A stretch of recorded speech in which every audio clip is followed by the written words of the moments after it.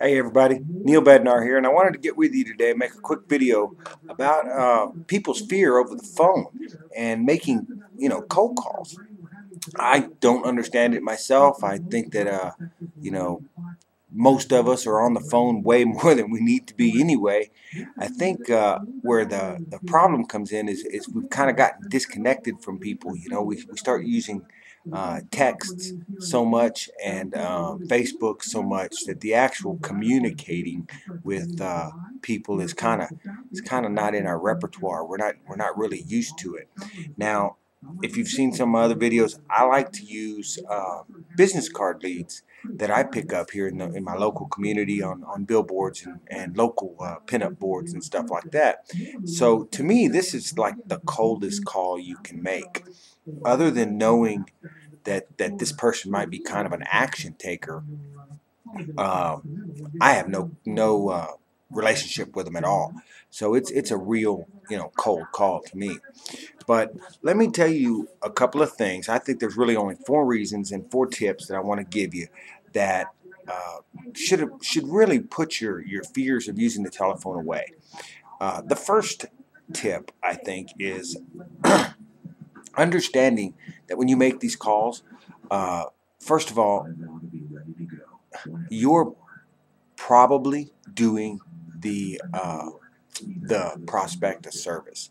Most people do not understand that, you know, like a network marketing business model or positioning themselves to leverage the efforts of other people.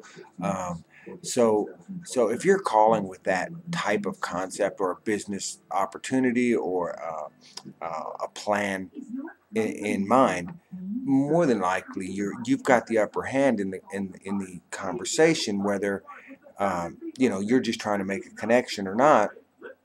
I mean, you really have a lot to offer to that conversation. Now, that kind of helps me arm myself when it comes to the very first tip. And the very first tip is, of course, the greeting. When you first get somebody on the phone, you have to get what I call their firewall down just a little bit. Most people, when they talk to strangers, immediately they have this little security uh, wall that kind of comes up, and yeah, well, who are you, and well, what do you want? And you have to use your tonality and the kind of the questions that you ask, introductory type questions, to just move it just a little bit. Once you get it to where you don't feel like they're going to hang up on you. You know what I mean? They're at least listening to you because of your tonality, because of the phrases that you use. Maybe kind of keep it kind of casual when you first get them on the phone. The second thing is simply asking people if they're open. You know, understanding the numbers that some people are and some people aren't, and that's okay. You know, you're cold calling people.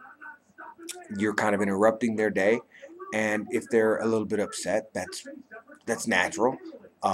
You don't want to upset people, and you certainly want to make a good connection, whether they join your opportunity or not. You'd like to, especially like me, I like to really find out what's going on with these local entrepreneurs. I'm not very familiar with the area that I'm in, and so I like to meet these people. So that's a big help. Um, so the first thing is, of course, try to do a good greeting. You got to kind of get that armor down. The second thing is when you make that opportunity, or make that offer, ask that question. All you're really doing is just seeing if they're open. I use cold calling strictly as a list building opportunity. Are you open to the idea of something that would not interfere with what you're currently doing? Just like O'Higdon says, just uh, understand that all you're trying to do is make a list. All you're trying to do is make that connection. Okay.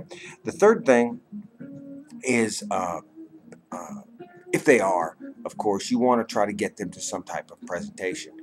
I think the very best way to do it is with a video on the phone right then. That's just me.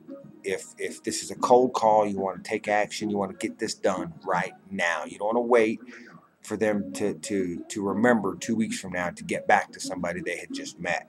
So I like video. Can you get to a computer right now? Okay. Did you find the video? Okay. Pause it. As soon as it's over, call me back. To me, that is the best way.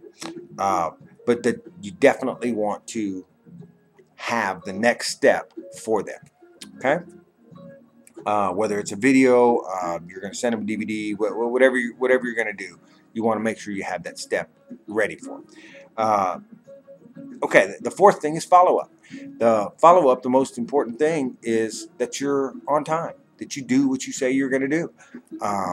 If you tell somebody you're going to call them tomorrow or you're going to call them in 2 hours, you do it. If they're not there, you need to understand that everybody's life is busy, but you also don't want to chase people. You know, if you give them a call and they're not available, not ready, not interested, that's fine. Just be pleasant. Let them know, hey, I might hit you up in 3 or 4 months and see where you're at. You know, it's okay. Mark your calendar. 3 or 4 months. Call that person back. You never know. You might have exactly what they need. Anyways, I just wanted to put that together. I ran about 6 minutes. My name's Neil Bednar, neilbednar.com. I hope this helps you in your business today. Don't be afraid of the phone. It's not all that bad. Have a good day. Bye-bye.